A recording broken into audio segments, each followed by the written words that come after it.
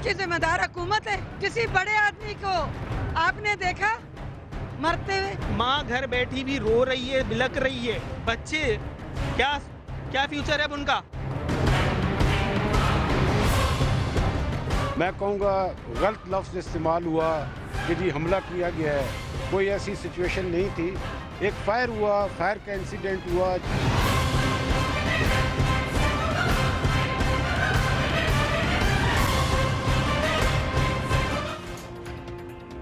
अस्सलाम वालेकुम।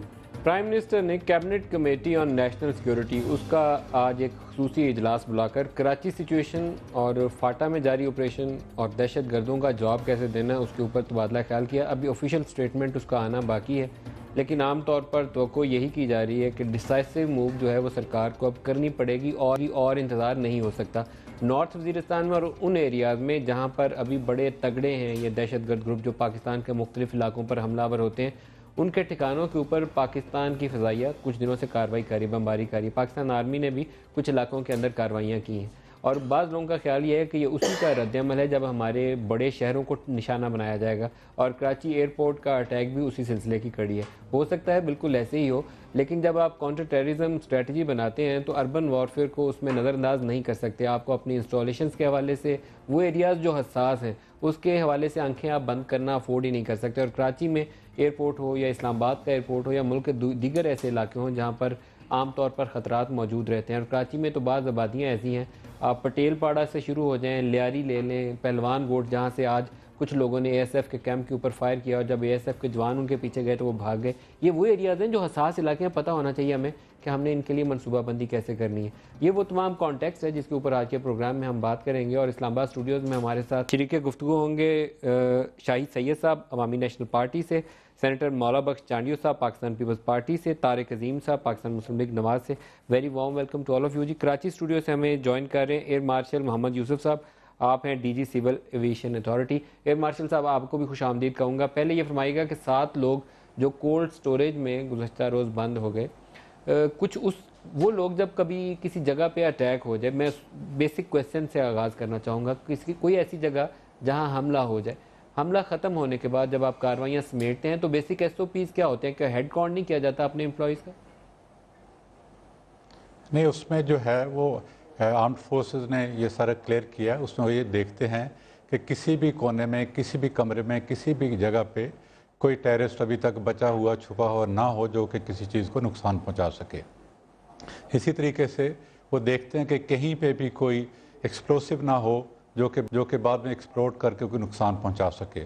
तो सारा क्लियर एरिया किया जाता है और वो किया भी गया। तकरीबन 1-1:30 बजे के करीब जो है उन्होंने हमें ये दिया। उसमें काफ़ी चीज़ें क्लैरिफाई हुई, लेकिन जहाँ तक क्या आपका उसमें ये नहीं देखा जाता है कि है मिसिंग स्टाफ कितना है? मिसिंग स्टाफ देखा जाता है, वो डिफरेंट एयरलाइन का अपना है, डिफरेंट जो कंपनीज काम करती हैं उनका है। लेकिन इस केस में आइडेंटिफाई होने के बावजूद जो मेन मसला हमें आया वो ये था कि क्योंकि आग लगी हुई थी, आग के आपके साथ लड़ा जा रहा था, लेकिन आग की नेचर ऐसी थी जो कि तकरीबन बुझने के करीब आती थी। फिर शोले उसमें, क्योंकि केमिकल का स्टोर था उसमें और ऐसे मटेरियल्स थे जो कि बार बार आग दोबारा पकड़ रहे थे। तो उस वजह से जानने जो के लोग बावजूद अंदर ब्लॉक हुए, थोड़ी सी मैं आपसे इन्फॉर्मेशन, थोड़ा सा मैं आपको इंटरप्ट करता रहूँगा बार बार, मुझे थोड़ा सा बुनियादी बात बता दीजिए। जो 7 लोग अंदर गए वो अंदर मौजूद थे उस स्टोरेज के अंदर, या जब फायर हो रहा था उस मौके के ऊपर अंदर चले गए?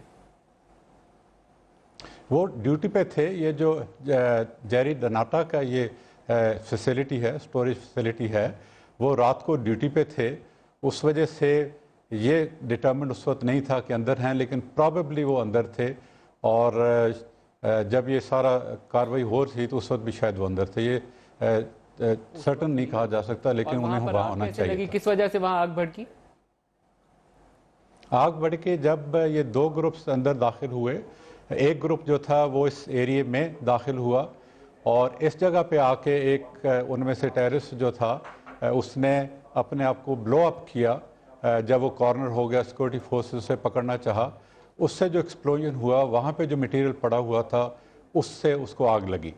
हमारे जो क्रैश टेंडर थे, पहले क्रैश टेंडर ने उस आग के लिए काबू पाने के लिए अप्रोच किया।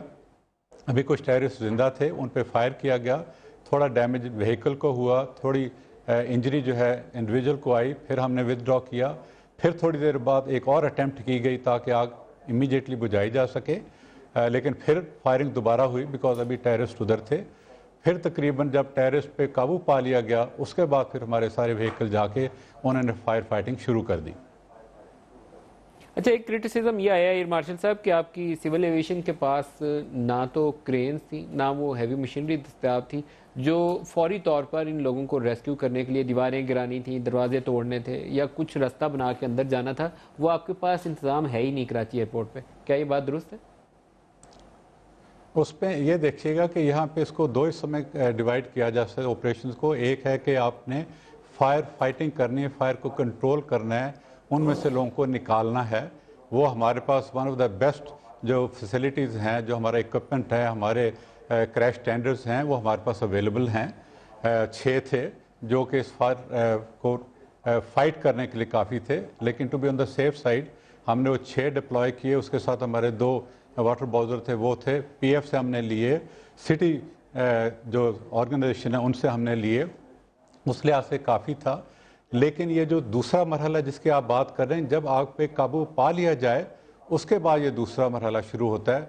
अनफॉर्चुनेटली यहाँ पे टाइप ऑफ फायर ऐसी थी कि तकरीबन कंप्लीट हम उस पर कंट्रोल करने के करीब पहुँचते थे, तो उस वक्त जो है दोबारा आग बढ़ उठती थी। इसमें ऐसे केमिकल लेकिन आपके पास दूसरा इक्विपमेंट नहीं है, वहाँ हैवी मशीनरी नहीं है आपके पास, या ऐसी चीज़ें नहीं है कि दीवार तोड़ के या छत तोड़ के क्रेनों से हटा के लोगों को अंदर से रेस्क्यू करें, वो आपके पास इक्विपमेंट नहीं है?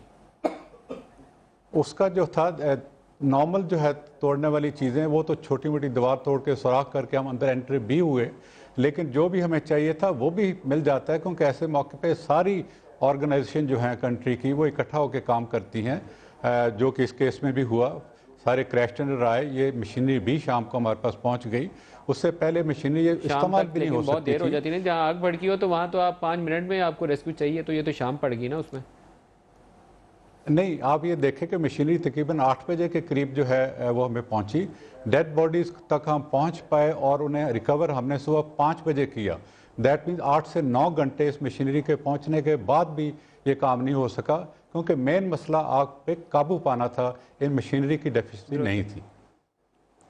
अच्छा एयर मार्शल साहब साथ रुकिएगा, मैं अपने मेहमानों से ज़रा एक एक राय ले लूँ, फिर मैं आपसे कंक्लूडिंग रिमार्क्स लूँगा। आज वाला भी एक वाक़या है, शाहिद सईद साहब आप ही फरमाइएगा, आप कराची में रहते हैं, वो जो बहुत हसास है, सबको नाम भी मालूम है, जगह भी, चांडियो साहब को जगह जगह मोहल्ला मोहल्ला पता है और आपको भी पता है कितना तगड़े हैं हम। ऑपरेशन तो 6 महीने 7 महीने हो गए करते हुए, अभी तक हम काबू नहीं पा पाए। देखो इस वक्त जो मसला है पूरा मुल्क का, मैं ये जो इशू है, एक तो इसको खुदारा इस पर कोई सियासत न किया जाए। ये जो इशू, कुछ इशू ऐसे होते हैं कि वो कौमी इशू है, इस वक्त दहशतगर्दी हमारा कौमी मसला है, इस पर सियासत करना मैं गुनाह समझता हूँ, हमारे लिए नासूर है इस मुल्क के लिए। लिहाजा मैं समझता हूँ इस पर सियासत न की जाए।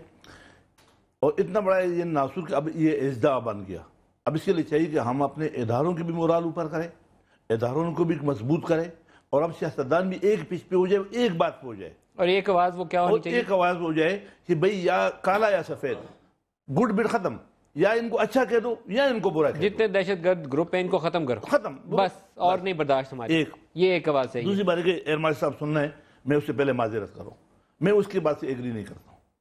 इस वक्त एएसएफ ने बहुत अच्छा काम किया क्योंकि अपनी जाने दी, इसके अलावा वो क्या कर सकता था? और सामने सीना तान के खड़े रहे, भागे नहीं। ये जवान जो दहशतगर्द है वो उसके पास टाइम का चॉइस भी उन्हीं के पास है, जो दहशतगर्द है कि किस टाइम करना है, छुट्टी के दिन करना है, रात को करना है, अंधेरे में करना है, प्लस वेपन का भी अपना मकदार लाएगा। तीसरी बात है कि वो पूरे एयरपोर्ट के चारों तरफ से कमजोर पॉइंट देख करके वो चॉइस वो करेगा। जो बंदा बैठा हुआ गन लेके, उसको ये पता नहीं कि किस वक्त आना है, कहाँ आना है और किस टाइम आना है, तो लिहाजा इस डिफरेंस को भी आप मद्देनजर रखें। अचानक आए और 4 बंदों को उड़ा दिया और उसकी वजह वो लोग आते रहे, शहीद होते रहे, मुकाबला करता रहा, फिर हमारे रेंजर्स भी पहुंच गई, फिर हमारे फौज भी पहुंच गया, फिर पुलिस, सबने कुर्बानियां दी और उन 10 के 10 को हलाक कर। उन सबको सलाम है जिन्होंने अपनी जान दे के पाकिस्तान के उस एयरपोर्ट को मजीद नुकसान से बचाया। एयर मार्शल साहब से फिर मैं माफी चाहता हूँ कि इसकी गफलत है, क्योंकि घर के मालिक को पता होता है कि मेरे किस वल्नरेबल एरिया कौन है, किस कोने में तजूरी पड़ी है, किस कोने में मेरे घर के फायदे पड़ी है, किस अब बाहर से आए हुए एक फौजी को, एक रेंजर को ये पता तो नहीं कि यहाँ पे कौन से स्टोर है, कोल्ड स्टोर है, केमिकल कहाँ पड़ा है, अभी किसी और को पता नहीं है, ये तो उस घर वाले को पता नहीं कि मेरे पास केमिकल पड़े हुए। तो लिहाजा वहां पे उन लोगों को उसी वक्त पे जब ये हालात हुए तो वहां जाना चाहिए था, तो अपने सारे घर को, हर कोने, दरवाजे, बाथरूम को चेक करना था। सिविल एविएशन को भी और उस कंपनी को भी, गैरी को, जिसका स्टाफ था, गैरी में था, उसको भी पता होना चाहिए था मेरे साथ लोग काम कर रहे हैं। मैं एक और चीज बताऊं, मौके के ऊपर जो लोग ड्यूटी पे थे वो तो शहीद हो गए या बंद हो गए, वो तो निकल ही नहीं सकते थे। लेकिन जो बंदा घर पे भी था उसकी ड्यूटी नहीं हुई। जब ये वाक़या हुआ तो सारी दुनिया को पता चला। तो उनको मैं ही समझता हूँ एक अकीदे के खातिर, एक ईमान के खातिर उन लोगों को घर से भी आना चाहिए था, क्योंकि हमारी प्रॉपर्टी, हमारी एसेट को आग लग गया तो मेरी छुट्टी ड्यूटी है या नहीं है, उनको अपने मौके पे आना चाहिए था। अपने कुलीग को, अपने ऑफिस को, अपने फर्नीचर को, अपनी चीजों को चेक करना और देख करना उस इदारे का काम है। इसमें हेड काउंट सबसे बुनियाद होती है, हर कंपनी को हेड काउंट चाहिए था अपने स्टाफ का करना, जो नहीं किया उस कंपनी ने भी नुकसान किया। मेरे बंदे कितने हैं, कौन ड्यूटी पे था, मैं तो नहीं जानता हूँ। चांडियो साहब आप फरमाइएगा। मैं ये कह रहा हूँ, अभी आपने कहा कि शाही सैयद को भी पता है, मुझे भी पता है, उनको पता, तो वो कहते पत्ता पत्ता बूटा बूटा हाल हमारा जाने है, जाने न जाने गुल ही न जाने बाग तो सारा जाने। यहाँ गुल साहब मियां नवाज शरीफ साहब हैं या कौन है? अभी बता देता हूँ। ये तो बहुत अच्छा हुआ, दुख अपनी जगह पर, बहुत अच्छा हुआ कि दहशतगर्द वहां गए। इनको पता तो चला कहाँ कहाँ है, इनको पता नहीं है। आप देखो इस मुल्क का हालत, जब वाकया हो जाएगा तो आप सुनते होंगे इलाके को घेर दिया गया है कानून नाफिज करने वाले लोगों से, जो भी होते हैं। अब घर घर छापा लग रहा है।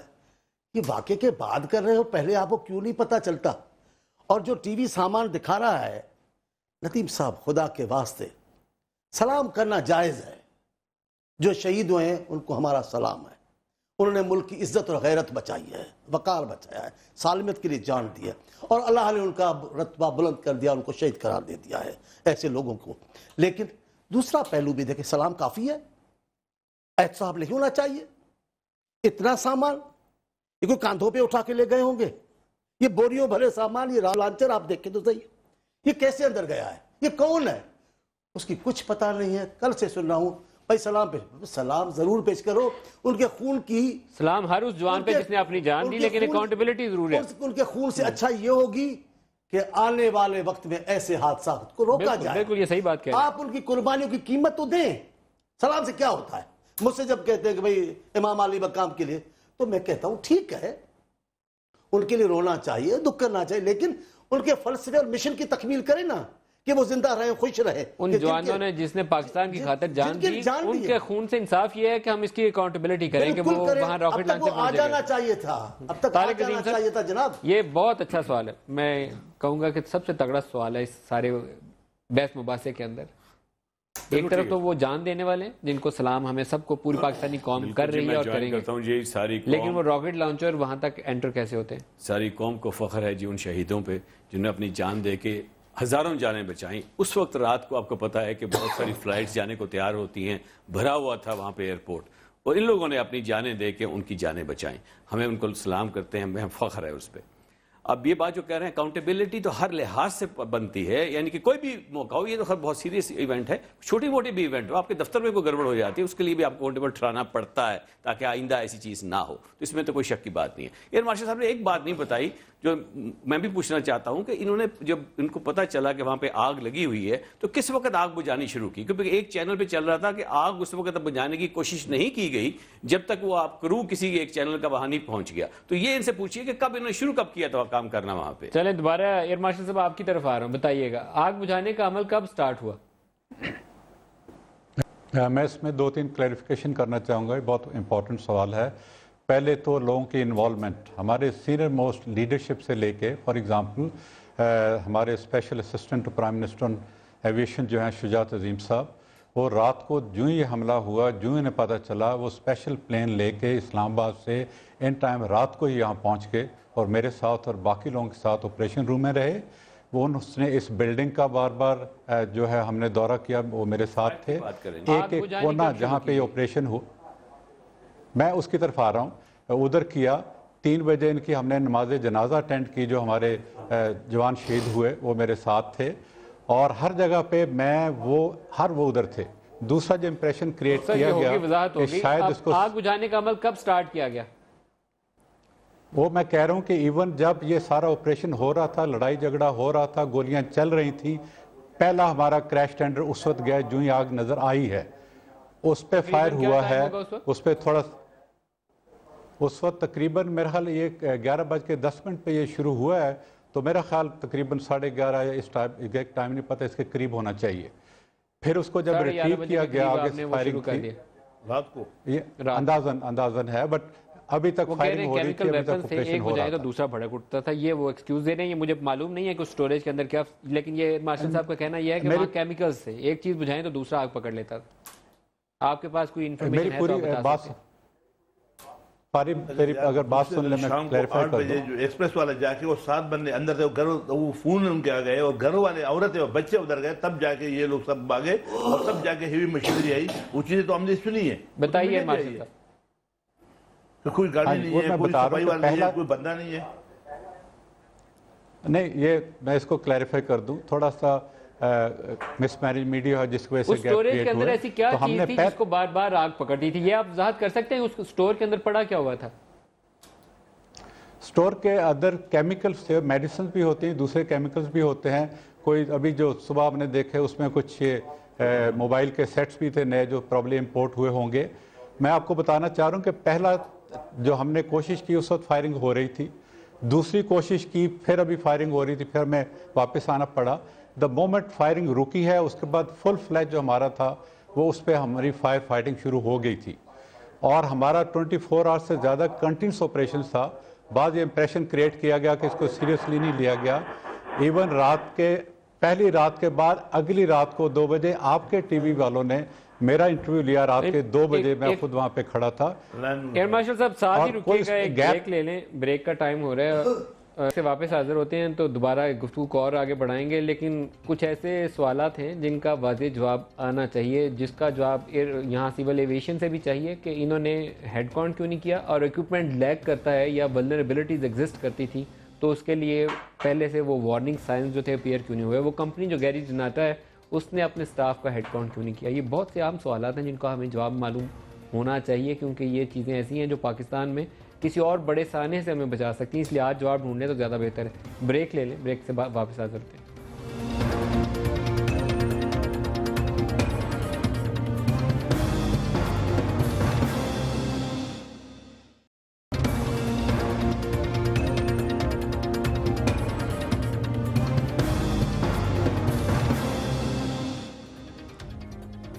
प्रोग्राम में दोबारा खुश आमदीद कहते हैं। तारिक साहब, आपसे सवाल करने से पहले एयर मार्शल साहब से एक सवाल करूँ या पहले आप ही बता दीजिए, ये जो 7 मिसिंग लोग थे, ऑटोप्सी रिपोर्ट इनकी जो है, एक कहानी है कि इन लोगों ने अपने घरों को कॉल किया और उनकी फैमिलीज़ ने रिस्पॉन्ड किया, ये one part of the story है। दूसरा हिस्सा ये जाहिर करता है, जो क्लेम है कि जो ऑटोप्सी रिपोर्ट है वो ये जाहिर करती है कि on the night of incident, जब अटैक होता है एयरपोर्ट पे, उसी रात जो आग भड़की हुई है अभी बुझाई नहीं गई है, उसी रात इनकी डेथ हो जाती है। इन दोनों में से कौन सी बात दुरुस्त है? मुझे नहीं पता जी, आई डोंट नो। मैं You have no idea. I got no क्योंकि आइडिया। ये ऐसी चीज़ है जिसके ऊपर मेरे ख्याल में मार्शल मार्शल साहब भी बता आप सकेंगे। विद अथॉरिटी कुछ बता सकते हैं कि जो लाशों का पोस्टमार्टम किया गया, डेथ टाइम क्या रिपोर्ट होता है उस ऑटोप्सी रिपोर्ट के अंदर? मुझे उसका डायरेक्ट पता नहीं, लेकिन जो इन्फॉर्मेशन पहुंची, पहले मैं क्लैरिफाई कर दूं, हेड काउंट की जहां तक बात हो रही है कि हमें जो डेफिनेटली पता चल गया कि उनके बंदे 7 के करीब अंदर हैं। ऑफ कोर्स बिल्डिंग बड़ी है, उसकी लोकेशन एग्जैक्ट तो नहीं पा कहाँ थे, हेड काउंट हुआ और उसके बाद कोशिशें बार बार की गई। जब भी आग थोड़ी सी बुझती थी, हमारे जो फायर फाइटर्स थे वो इक्विपमेंट के साथ, अपने गेयर के साथ अंदर गए, लेकिन टेम्परेचर इतना ज़्यादा था, स्मोक इतना ज़्यादा था, थोड़ी देर के बाद वो वापस आते थे, दूसरा ग्रुप हम भेजते रहे, हम कल फिर आग रात भड़क उठती थी। की, मार्शल साहब आपको इंटरप्ट कर रहा हूँ, ये कल रात की हम एक फुटेज चला रहे हैं जो समा टीवी ने उस वक्त हासिल की थी जब आग बुझाने की कोशिश हो रही थी।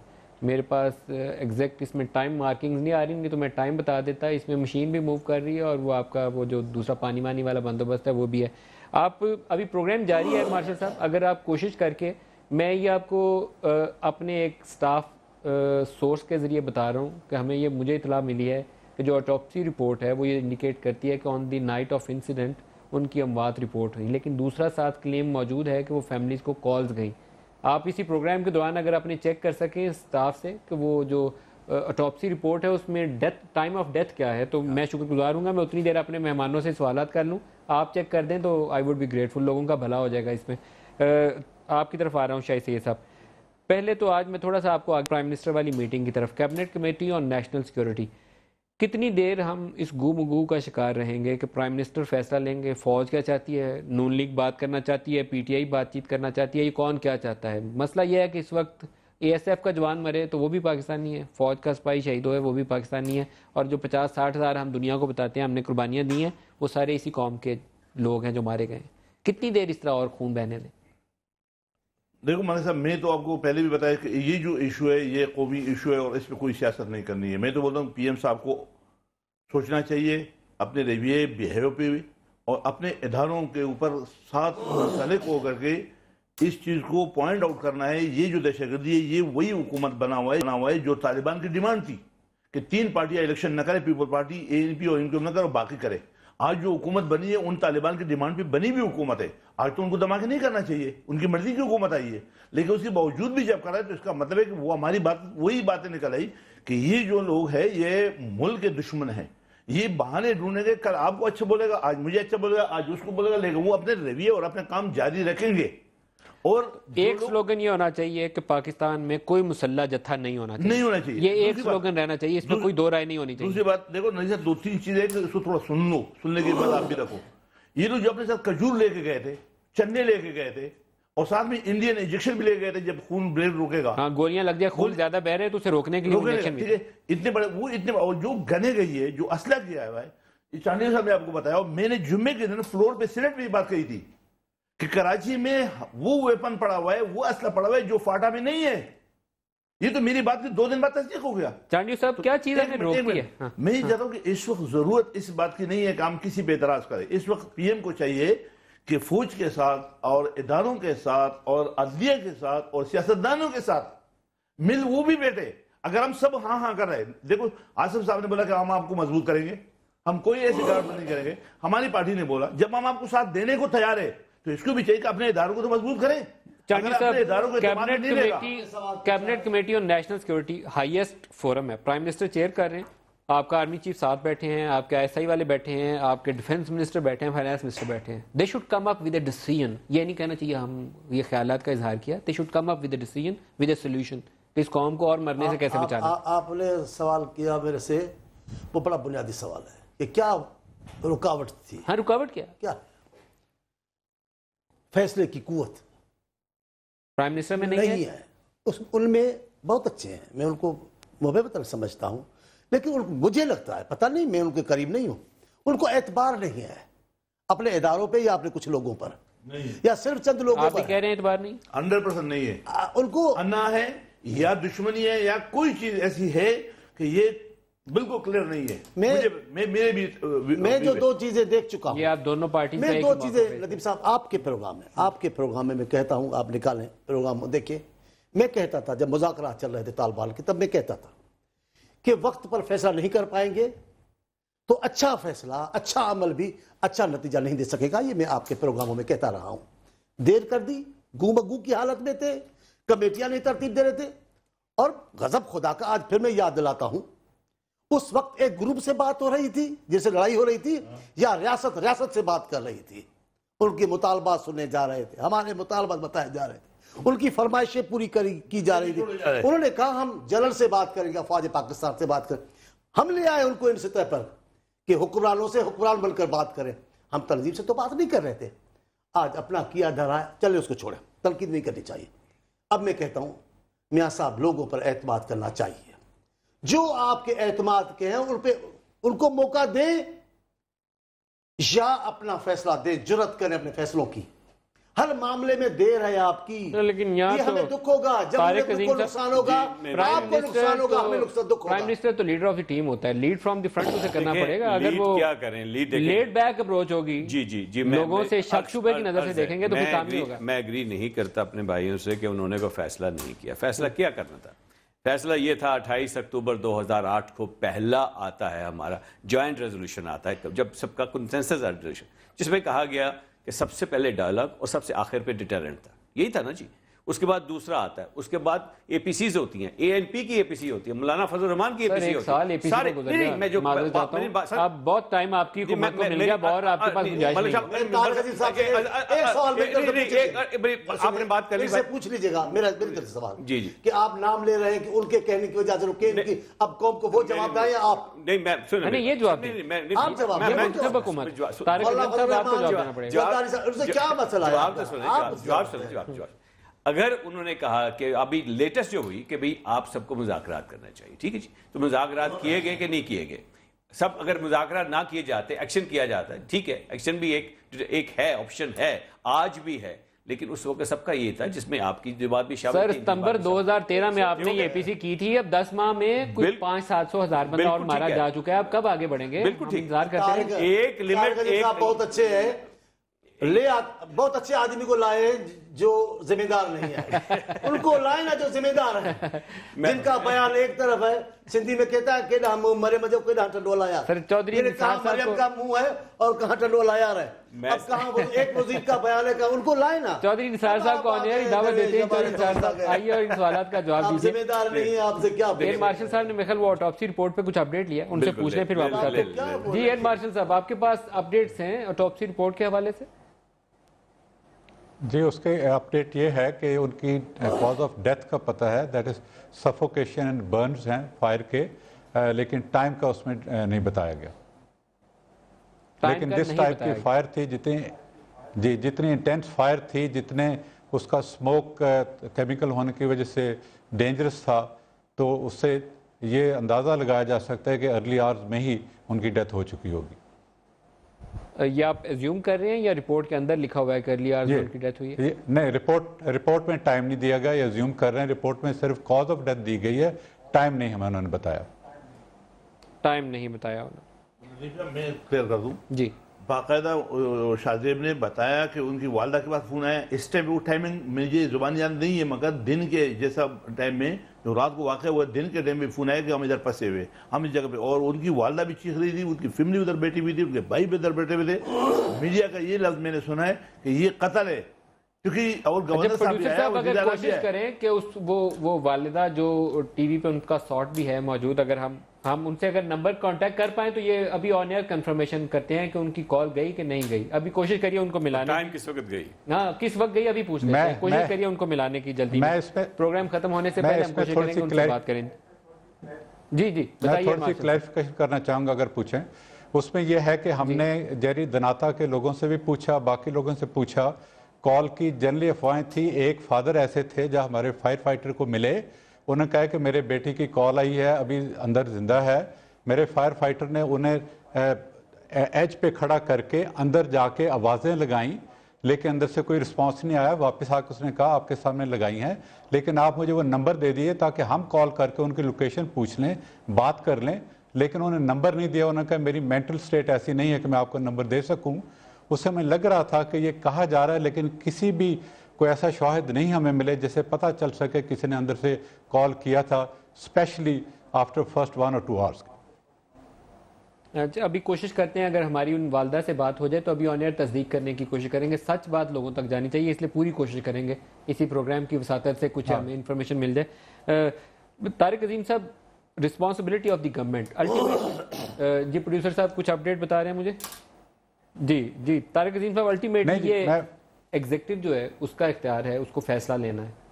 आप अगर डामाडोल रहेंगे तो हम लोग तनकीद करके सवाल करके ठंडे पड़ जाएंगे, 4 दिन बाद कुछ और हो जाएगा, अल्लाह ना करे हो। लेकिन यही इतना सीरियस इशू है कि इसमें बिल्कुल किसी किस्म की डिले जो है पॉसिबल नहीं होनी चाहिए। इमीडिएटली इसकी इंक्वायरी होनी चाहिए। Those held responsible should be accounted for. उनको उनकी प्राइस पे करनी पड़ेगी। हमें इंटरनेशनली जो हमारी सुबकी हुई है, मसलन आज मैं बता देता हूँ, आज मेरे राइटर्स का फ़ोन आया और मैंने दोबारा टीवी देखा खोल के, तो उसमें लिखा हुआ था कि जी अभी दोबारा अटैक हो गया है इंटरनेशनल एयरपोर्ट पे और सारी फ़्लाइट्स जो है मुअत्तल कर दी गई हैं। उसके बाद बाहर से फ़ोन आने शुरू कर दिए होंगे कि दोबारा अटैक हो गया, हमला हो गया दोबारा एयरपोर्ट पे। तो ये चीज़ें जो है हमें इंटरनेशनली जो डैमेज करती हैं इतनी ज़्यादा, उसमें कितनी सदाकत होती है। मीडिया का भी बहुत बड़ा रोल है। एक इंटरनेशनल मीडिया की टीम उस वक्त रनवे के ऊपर तारिक साहब मौजूद थी, कवरेज के लिए उसको दावत दी गई थी और वो कवर कर रही थी, तो ASF के कैंप के ऊपर से फायर आया है। ASF के जवान आगे गए हैं तो लोग भाग गए पहलवान गोट की जानिब से। तो वो अब मैं इससे ज़्यादा मेरे ख्याल में कुछ कहने की गुंजाइश बाकी रहती नहीं है। अगर इतनी वल्नरेबिलिटी होगी कि जहाँ इंटरनेशनल फ्लाइट लैंड करनी है वहाँ एक गन शॉट भी होगा तो टेरर फैल जाएगा। बिल्कुल ठीक है, बिल्कुल ठीक है। अब उसमें देखना यह है कि वहां से असला आया क्या। इतना असला 10 बंदे फुली लेस्ड रॉकेट लॉन्चर्स के साथ AK-47 लेके पहुंचे हैं वहां पे, कहां से आए? वो पैराशूट के जरिए तो नीचे नहीं उतरे, पैराशूट लैंडिंग नहीं है, वो कहीं से आए हैं, they have travelled from somewhere, कहीं से गए हैं। किसी जगह पे तो लैब्स है। स्पोर्ट बेस कराची शहर के अंदर से, कराची के शहर के अंदर किसकी रिस्पांसिबिलिटी बनती है? जिसकी भी रिस्पांसिबिलिटी बनती है। क्या सिंध पुलिस की रिस्पांसिबिलिटी बनती है? सबको ऑन करना पड़ेगा। जिसकी रिस्पांसिबिलिटी, मैं किसी पे देखे इस पे सियासी बात मैं नहीं कर रहा, मैं जिसकी भी रिस्पांसिबिलिटी बनती है वो हमारे जो है वहां पे, अगर हमारी इंटेलिजेंस एजेंसी की जो बनती है उनकी जो है असरटेन करना पड़ेगा किसकी रिस्पांसिबिलिटी है, ताकि इसको रोका जा सके। एक ब्रेक ले लें जी, ब्रेक से वापस आते हैं तो और बात करेंगे हमारे।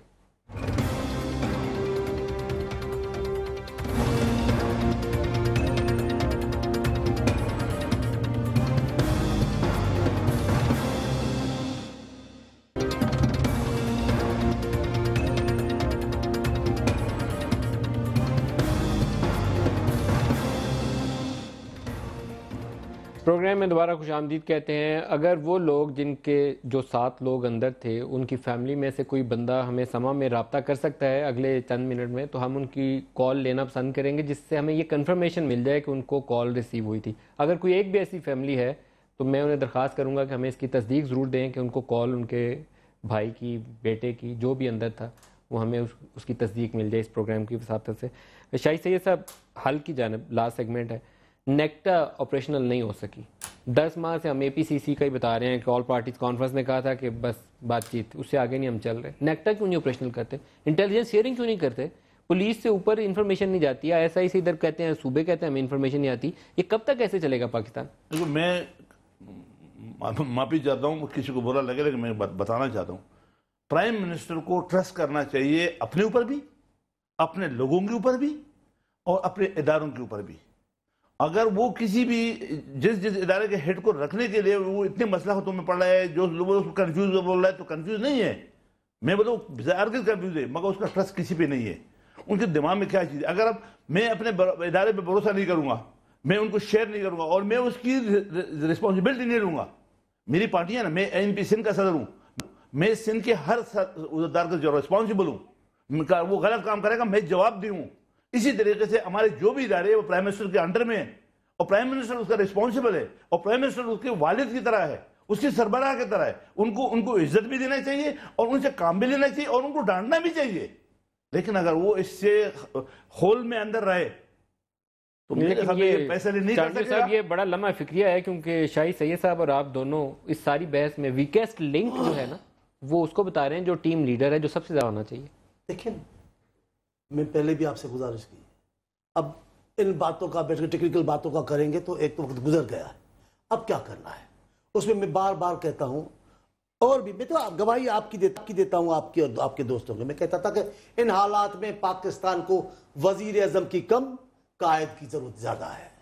कायद कड़वे फैसला करता है, कायद कभी अपने दुलारों को, प्यारों को नाराज भी कर देता है मुल्की और कौमी मफाद के ऊपर। आप 2-3 को राजी करने में लगे हुए, मुल्क पूरा जा रहा है। मियाँ साहब, खुदा न खास्ता जमहूरियत को हो गया तो ये फिर सबके सब, चंद को छोड़ के जिनको मैं जानता हूं, सबके सब लाहौर के बंगलों में होंगे, सबके सब खुतूत लिखवाएंगे कि हमारा वास्ता नहीं है। आप और आपका खानदान तकलीफ में होगा और आपके खानदान के बाद फिर पूरा पाकिस्तान अजाब में आ जाएगा। ये इस कदर बुरी सूरत हाल है। देखिए, आप भी कह रहे हैं, देखिए 100% अब वो नहीं होगा। नदी भाई देखिए, कौमी सलामती का क्या हुआ, पॉलिसी का, नेक्टा का क्या हुआ, बताएं ना आप। जो फैसले करते सब में तजब्जुब है, किसी फैसले का नतीजा अच्छा नहीं आ रहा है। कौन सी पॉलिसी कामयाब जा रही है आप बताएं, जो मीडिया आपके लिए करती थी। और अब मैं तो आपकी बात करता हूं, नाराज मत होना, न मीडिया आपसे खफा है।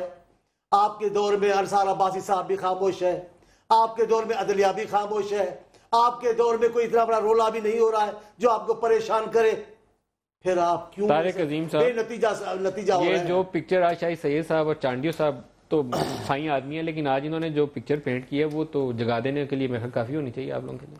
मेरा ख्याल ये आज सियासी पॉलिटिकल पॉइंट स्कोरिंग नहीं होनी चाहिए। आज अगर जरूरत है हमें, तो इस वक्त जो हमें सबसे ज्यादा जरूरत है वो पॉलिटिकल कंसेंसस। अगर ये सियासी बात है तो नहीं, मैं अर्ज कर रहा हूं, मैं कह रहा हूं सियासी बात है तो जो आपने सबसे पहले ऐसे समझदार दोस्त मेरे ये बात करें। नहीं, आपने सबसे पहले बात की थी कि हमें आजकल पॉलिटिकल जो है इस वक्त कंसेंसस की जरूरत है। अगर आप ये कहेंगे कि प्राइम मिनिस्टर साहब जो हैं वो एतबार नहीं किसी पे कर रहे, देखें आज ही मीटिंग हुई है, आज ही हाईएस्ट लेवल की मीटिंग हुई है जिसपे आपकी सारी की सारी मिलिट्री क्यादत वहां पे बैठी हुई है। मीटिंग ने डिसीजन किया लिया। भाई आपको क्या पता कि डिसीजन वहां पे नहीं हुआ? Strength of prime minister decision जो है देखिए, वो उनकी कायदाना सलाहियतों को वादे कर रहे हैं। अगर आपको नहीं पता कि उनका डिसीजन तो क्या हुआ है तो उसमें मेरा कसूर नहीं है, लेकिन मैं आपको नहीं, लेकिन मैं ये बता रहा हूं कि सारे के सबको साथ लेके किया जा रहा है और उसमें जो भी डिसीजन होगा उसको फॉलो अप किया जाएगा। ये कहना कि वहां पे कोई डिवीजन है या फैसले नहीं हो रहे, मैं समझता हूं ये गलत बात है। अच्छा, लास्ट क्वेश्चन एयर मार्शल साहब, एक आपसे भी, आज जो एसएफ के कैंप के ऊपर भी फायर हुआ और एरिया कुछ ऐसा है कि खतरात को शायद कम्प्लीटली रूल आउट करना, जब तक कि आप कम्प्लीटली उसको सिक्योरिटी डिप्लॉयमेंट ना करें, areas at joining the runway, आप शायद पूरे तौर से मुतमईन ना हो, कुछ बता सकते हैं लोगों को? देखें जी, क्योंकि कल ये इंसिडेंट हुआ था तो उसके बाद ऑलरेडी लोगों का ध्यान इधर होता है और हम भी कोई ख़तरा मूल नहीं ले सकते। ऑल्दो ये बाहर चंद राउंड फायर किए गए थे जिसकी वजह से पैनिक क्रिएट हुआ, लेकिन रिएक्शन हमारे आर्म्ड फोर्सेस के और हमारे सिविलियन के बिल्कुल वही थे जो कि एक्चुअली होने चाहिए, बिकॉज थोड़ा ज़्यादा एक्शन ले लेना बेहतर था बजाय इसके कि हमें कोई सरप्राइज़ मिलता। लेकिन एक और मैं गुजारिश करना चाहूँगा कल वाले इंसिडेंट के लिहाज से कि एक तो ये है कि लोगों को अप्रिशिएट भी करना चाहिए। मेरे लोग जो 26 से 28 आवर्स कंटिन्यूसली फायर फाइटिंग करते रहे, रिस्क ले के अंदर भी जाते रहे, हम उन्हें बचा नहीं सके जिसका हमें बहुत ज़्यादा अफसोस है। वो इनएबिलिटी ज़रूर है लेकिन कोशिशों को ज़रूर अप्रिशिएट करना चाहिए। दूसरी चीज़ ये है कि अफवाहें जो हैं जैसे हमारे साथ रहे, वो एएसएफ के जितने जवान, रेंजर्स के जितने जवान, पीआईए के लोग या जितने हमारे सिविलियन जिनकी जानें अंदर गई, सबको सलाम करते हैं। और आज भी जो वाक़या हुआ उसमें बहादुरी से ये लोग आगे गए, सीना तान कर आगे खड़े हुए, इसमें दो राय है ही नहीं है। इन लोगों ने कुर्बानी दी तो वो भान से कराची एयरपोर्ट बचा है, लेकिन हमें ऐसे हमलों को, उन लोगों को खात्मा करना है जो ऐसे हमले करते हैं, उनकी मनसूबाबंदी करते हैं और हमारे लोगों की खून रेजी में मुलव्वस होते हैं। हर एक शख्स की जान के लिए हमें लड़ना चाहिए, तब पाकिस्तान को हम बचाएंगे। और कमज़ोरी नहीं होनी चाहिए। एक बात के ऊपर सबको मुतफिक होना पड़ेगा कि पाकिस्तानी सरजमीन से इन मुसल्लह जत्थों का मुकम्मल खात्मा करना है। मैं शुक्रिया अदा करूँगा शाही सैयद साहब आपका, मौला बख्श चांडियो साहब आपका, तारिक अजीम साहब और एयर मार्शल यूसुफ साहब, सबका बहुत शुक्रिया। आज के प्रोग्राम से इतना ही, इजाज़त दीजिए, खुदा हाफिज़।